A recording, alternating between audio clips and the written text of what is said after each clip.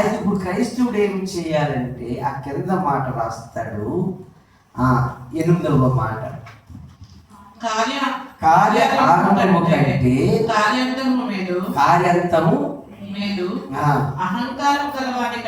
అహంకారం గలవాని కంటే శ్రేష్ఠుడు అని రాస్తుంది. అంటే ఇప్పుడు కార్యారంభము కంటే కార్యాంతము మేలు.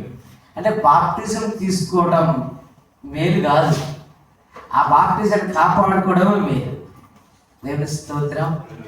అంటే బాప్టిజం తీసుకోవటం ఎంత కార్యం ఆరంభం, చక్కగా బాప్టిజం తీసుకున్నాను, ప్రభుని నమ్ముకున్నాను, రక్షణ పొందాను, నేను యేసు ప్రభులో ఉంటాను అని అలాగా అనుకుని మీరు తీసుకుని ముందుకు సాగుతున్న సందర్భంలో మీ ఆత్మను కానీ బలహీనపరిచేది ఏదైనా మీ ఇంట్లోకి వచ్చినప్పుడు మీరు ప్రభు యొక్క ఆత్మ మీలో పనిచేసి నడిపిస్తే పర్వాలేదు, లేకపోతే పడిపోతారు.